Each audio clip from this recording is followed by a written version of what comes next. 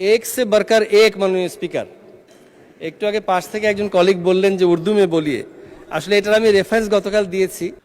মাননীয় সদস্যবৃন্দ, আমি এখন মাননীয় সদস্য মোহাম্মদ শামীম কাসার গাইবান্ধা 4-কে তার সিদ্ধান্ত প্রস্তাবের পক্ষে বক্তব্য রাখার জন্য আহ্বান জানাচ্ছি। মাননীয় স্পিকার আপনাকে ধন্যবাদ। হায়াত কতটুক মাননীয় স্পিকার যদি একটু কাইন্ডলি বলতেন, সময় কতটুক? সময় আপনি 5 মিনিট। জি, জাজাকুমুল্লাহ খাইরান। মাননীয় স্পিকার, আমাদের এই রংপুর সুগার মিলস লিমিটেড, যেটা আমার 32 গাইবান্ধা 4 নির্বাচনী এলাকায় মহিমাগঞ্জ ইউনিয়নে অবস্থিত, অনেক ভাঙাগড়া মাননীয় স্পিকার।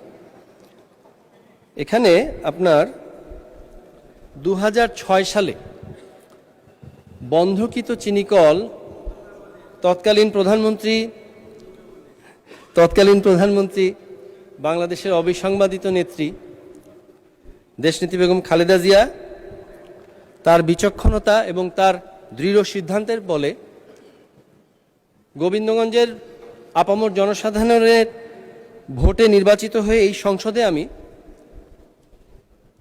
আলোচনা করেছিলাম এবং মাননীয় প্রধানমন্ত্রী সেই সুগার মিলটি চালু করেছিলেন আমি নির্বাচিত হবার কমিটমেন্ট পরবর্তী 3 মাসের মধ্যে। এক সে বরকার এক মাননীয় স্পিকার একটু আগে পাশ থেকে একজন কলিগ বললেন যে উর্দু মে বলিয়ে আসলে এটার আমি রেফারেন্স গতকাল দিয়েছি। জুলাই সনদের প্রথম যে সংশোধন আসবে সেটার রেফারেন্স দিয়ে বলেছিলাম। মাননীয় স্পিকার, আমি যে জন্য বললাম এক সে বরকার এক, বর্তমান মাননীয় প্রধানমন্ত্রী 2 মাস এখনো হয়নি, তার মধ্যে এই ব্যাপারে পদক্ষেপ নিচ্ছেন ইনশাল্লাহ। এটা আমাদের গোবিন্দগঞ্জের আপামর জনসাধারণের অত্যন্ত একটা আবেগের জায়গা মাননীয় স্পিকার।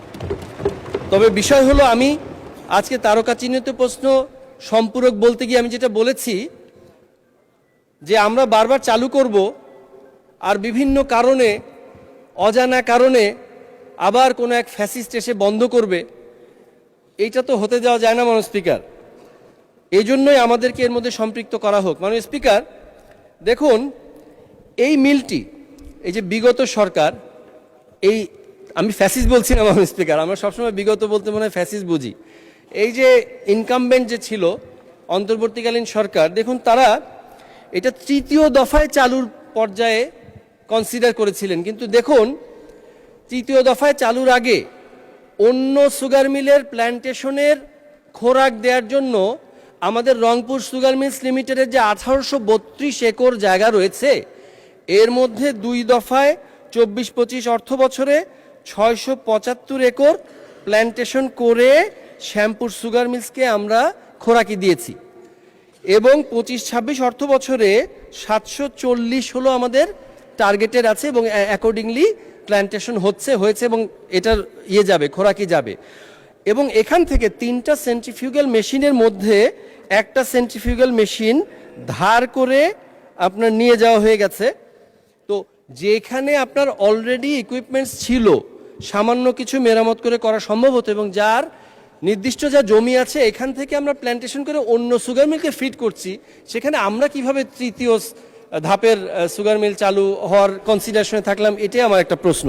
যদিও পাশাপাশি আরও কিছু প্রশ্ন করতে হয়, যে আমরা অবশ্য ফ্যাসিস্টের অনেক প্রশ্নই আমরা করি মাননীয় স্পিকার, কিন্তু আসলে 3 মাসের জায়গায় মোটামুটি প্রায় 1.5 বছর থাকা অবস্থায় আমাদের এই কর্মসংস্থান, এমপ্লয়মেন্ট থেকে শুরু করে আরও অন্যান্য যে সমস্ত জায়গা ছিল সেই সমস্ত জায়গায় তারা কি অবদান রেখেছেন সেগুলো অবশ্য এগুলো অন্য বিধিতে আলোচনা করবো ইনশাল্লাহ মাননীয় স্পিকার। তো আমি যেটা বলতে চাচ্ছি মাননীয় স্পিকার, আমাদের এখানে এই সুগার মিলে প্রত্যক্ষভাবে প্রায় 1,500 কর্মসংস্থান, পরোক্ষভাবে প্রায় 7 থেকে 10,000 কর্মসংস্থান সম্ভব মাননীয় স্পিকার। এখানে যেমন কান টানলে মাথা আসে, একটু না বললেই নয় মাননীয় স্পিকার।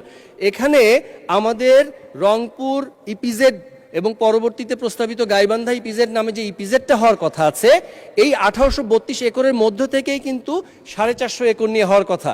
মজার ব্যাপার হলো যে 1832 একর কিন্তু প্ল্যান্টেশন কখনোই পুরোপুরি হয়নি।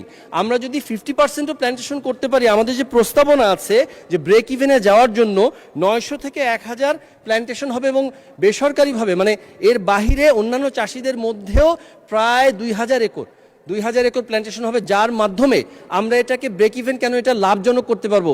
সৃষ্টি থেকে এ পর্যন্ত টানা 6 মাস চলেছে, এরকম রেকর্ডও আছে। লাভজনক হবে ইনশাল্লাহ। আমাদেরকে যদি এই প্রক্রিয়ার মধ্যে দায়িত্বশীল যারা আমরা কমিটমেন্ট দিয়ে চালু করছি তাদেরকে যদি অন্তর্ভুক্ত করা হয়, লস করার কোনো সুযোগ নেই মাননীয় স্পিকার।